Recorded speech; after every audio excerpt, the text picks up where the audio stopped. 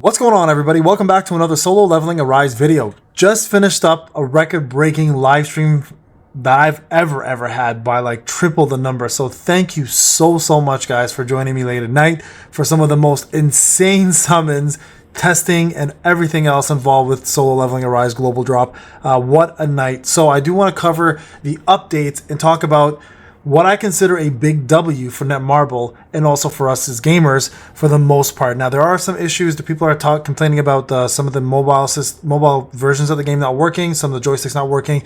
That happened to us as well too in the first day of early access, so I feel your pain. I know where you're coming from, but rest assured it will be fixed.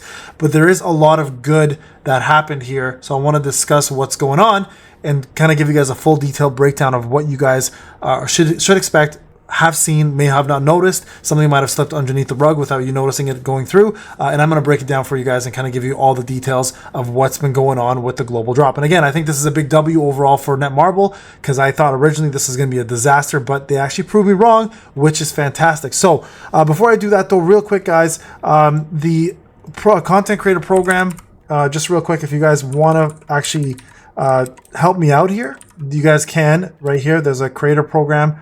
If you guys search for Payne83, that's me. Feel free to jump in and support your boy.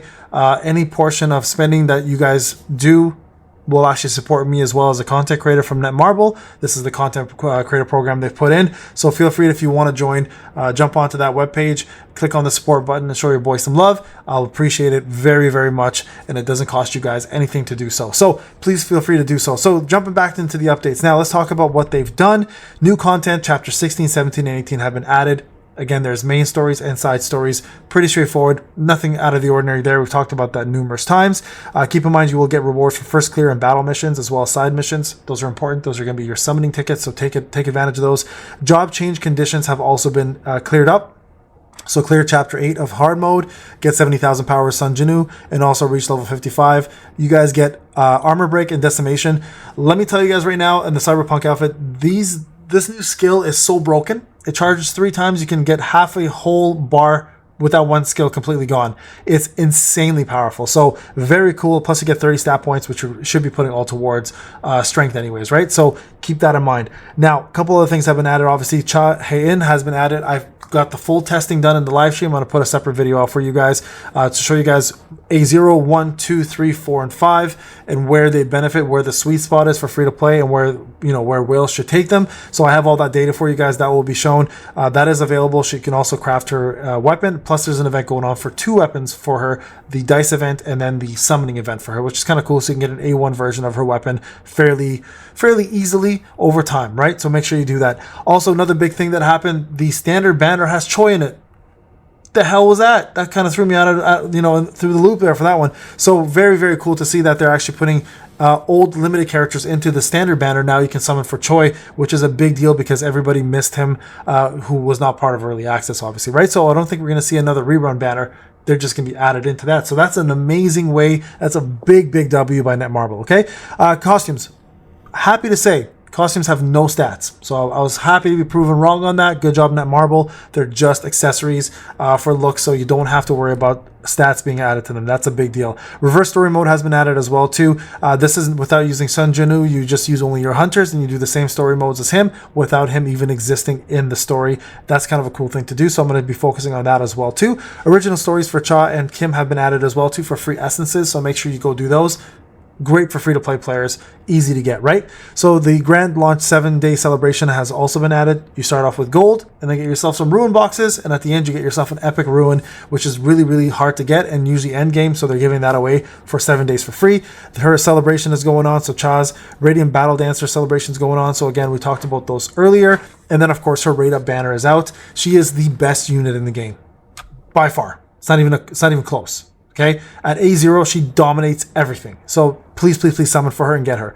Also, point events is going on. You guys can see here that ended on Wednesday. That was today. That's over now, so don't worry about it. Now these are the big ones: improvements and changes. So max level now is level 80, which is amazing. We were at 75. Cap has now been raised. Necromancer and Shadow Monarch will be added to his job change stages. Custom draw lineup added. So Choi Jong-in has been added to the custom draw. This is a huge deal. You guys don't even know how big of a deal this is. Rate up draw hunters may be added to the custom draw list in the future, so that's You might be able to see Cha and Silvermane Beck when they're done added there in the future. They just aren't telling us when.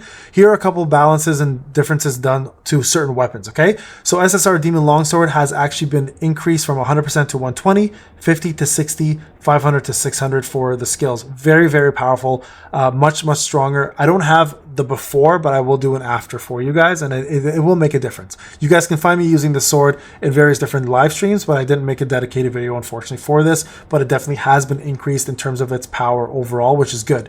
The SSR Shadow Moon, modify the effect that slows down time will not be properly applied. Improve the skill to properly activate during auto battle, which is something they struggle, but this is advancement tier 5, so this is like the whale version of it, right? SSR, so SR Westwind, this is a big change. I'll show you guys the before and afters. It's pretty hefty in change, okay? Like I did some recordings, live stream testing this as well too. You can go find it there, or you can just wait for the video, but it is a pretty significant decrease in damage. So here, fixed issue where weapon was not properly displayed.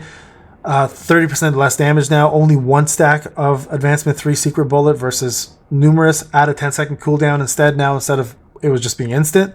And a secret bullet here. Sorry, that was the cooldown. I apologize. And now the secret bullet here. Just the cooldown for secret bullet only occurs once when landing the first crit on the first opponent, rather than multiple times if it hit multiple units at a time. Added a 10-second cooldown, which didn't exist before, and then fixed the intermittent issue where the cooldown reduction effect of 9 seconds skill was not applied when landing a crit. So that at least is a buff. The SR Broadsword has been increased to 40% crit and then 200% damage for rock golem hammer, which is nice. So I'm going to test that out. And then the Night Killer went from 10% to 15% shield, and then 1000 to 1100. SR Dragon Scale Broadsword, added duration for the domain, added light damage for the sense. So this is, an R weapon, but added light damage text, remove the basic attack for 6 of those. And then Hunter weapons, the Night Thought, which is for Emma's, fixed and correct skill description after advanced 7. Sun Jinu's basic skill Mutilate, improved to activate nearby enemies during auto battle, which is good.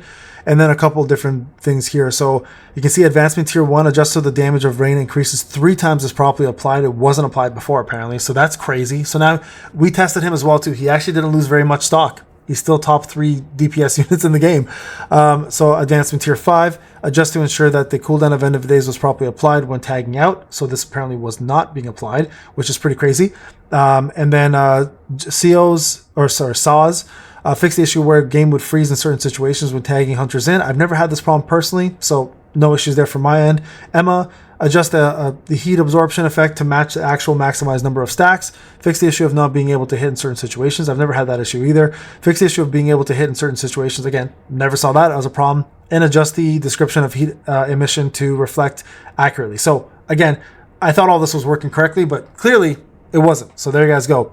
Wu Jinchul, he needed some buffs. So increases wind damage by 16%, adjust so that super armor affected properly, fix the issue in team mode where he displayed different lines when used. That was a big problem for me personally. And then you guys can see Huang Dong-su, fix the issue where buffs disappeared when consuming the shield of Impulse Revenge. Didn't know that was a problem, to be honest. Fix the issue where displayed damage increase was lower than the actual value, which is huge. That's a big one, because I noticed it was lower than what it was supposed to be. When the Impulse Revenge effect is applied, Merciless skill damage increased by 70% instead of the 400% defense penetration, which is great. You don't have to worry about defense penetration anymore. And then add an explanation about the removal of Impulse when it is applied. Okay, so you guys can see a lot of different things for units have been done. So Libora modified that the damage of the Phantom Foxes increases effectiveness properly. Modify the Strengthening Charm skill damage increase effectively applied. So I found this was an issue. I wasn't getting the full 15% from that. So it's good to know that that was actually a problem. I improved the immediate basic skills and ultimate skills when summoning the Foxes, which is great because that needs to happen. And then a couple SRs were upgraded, okay? Balances for monsters, decreased death skill attack for Baruka, and then burning demon skill decreases hit recovery passive and berserk values, which was causing a lot of people problems. A couple difficulties have been removed. So for the dragon power destruction, you have now a training mode, which you have to do first, and then a normal mode, and then a hard mode, and then so depending on how much you score, that's where you're going to end up in terms of your raw rewards. Okay, so reward acquisition method, obtain all rewards from lower tier attained. Obtain rewards corresponding to the attainment tier. So rather than getting everything from the lower tier, you get what tier you're in instead, which is fine. And then same appearance regardless of boss attributes. I'm not sure what that is. Possible to visually distinguish the boss's elemental strength. I thought that was pretty straightforward to tell, but I guess they're fixing that as well too. Normal difficulty. The recovery of pitch black Inno's right arm and left arm will be reduced, so it's easier now to do more damage, which was previously hard mode, which is crazy. The attack of the adjusted downwards as well, so he'll do less damage with his right swing, which he was doing a lot of damage. That's why everybody went left, by the way. So that's a big one.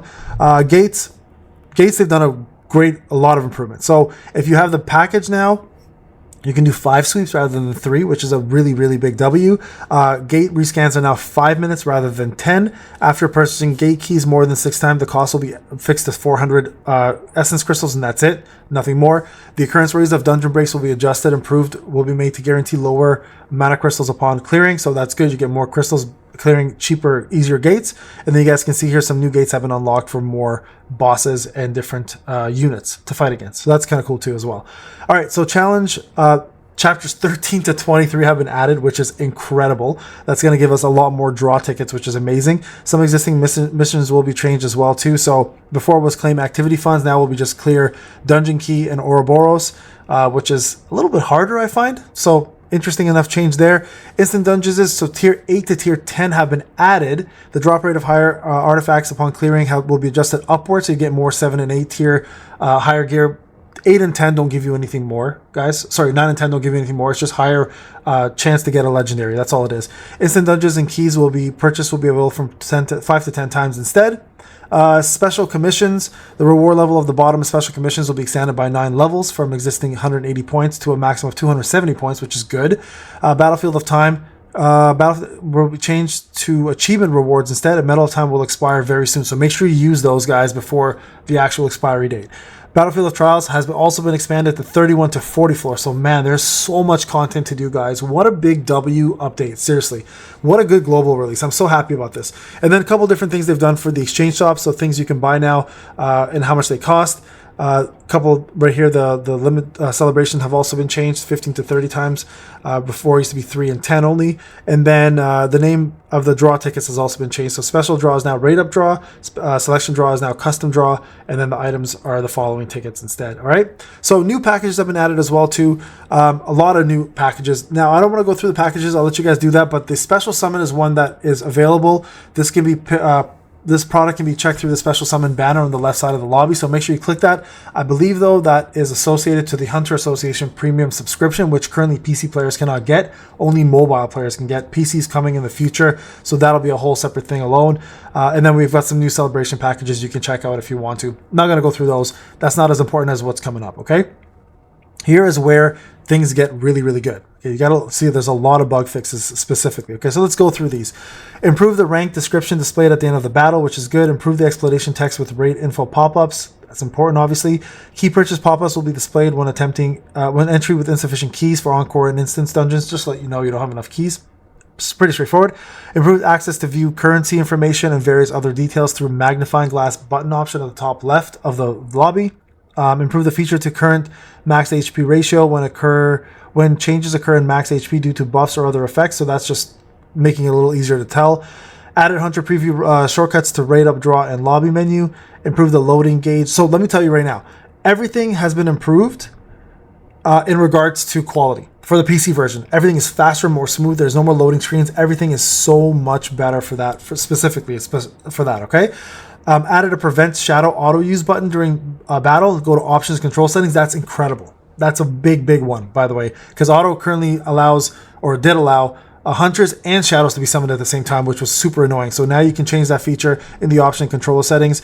Added a demo mark for required hunter stories. Added some extra icons, etc. Right. So this is the big one here. Added explanatory text to crit hit damage there, but the big fix here was in fact that they did fix critical damage dealt to magic beasts, and it does actually work, guys. We did full testing today.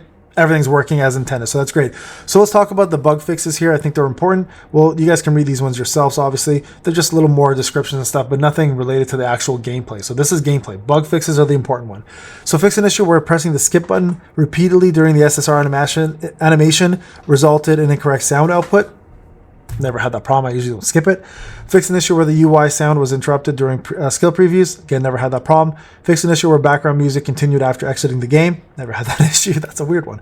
Fixed the issue where the screen was displayed abnormally after Battlefield. Yeah, that was a big issue. People would get like lines and stuff on their screen, so it was weird. Fixed the issue where red dot was displayed. Yes, the red dot when there's no mail, that was annoying as hell, so they fixed that. Fixed the issue where the invincible state through buffs caused stagger when attacking with super armor. Never had that problem. Fixed the intermittent issue where hunter skills could not be used during battles with Gatekeeper of Hell Cerberus. Interesting. Fixed the issue where certain side quests were not displayed. Never noticed that. Fixed the issue where support hunters were summoned when some raid gate bosses appeared. I think I heard of that one. Fixed the issue where description of some text and artifacts was not displayed properly. Please note the description text displayed on the artifact has been modified and applied effects will now be affected. Okay, so we need to go check those out. Fix the issue where camera settings were not applied on the PC launcher. Fix the result screen proper display with continuous growth. Fix the crit damage issue, which definitely has been noticed. Defense penetration values were not applied properly, which is interesting because I did a test on that and it actually worked fairly well. Fix the issue where attack speed and lethargy debuff used by monsters was incorrectly applied to some characters. Fix abnormal camera display issues during dungeon breaks. Fix special commissions count to be checked in gates. Great, that's really important. Fix the issue where battles did not proceed normally in circumstances. So there you guys go. Big release. Huge W for Netmarble for all these fixes. I'm super happy and excited, guys. So this is Payne. Hope you enjoyed the video. I'll talk to you guys in the next one. Take care.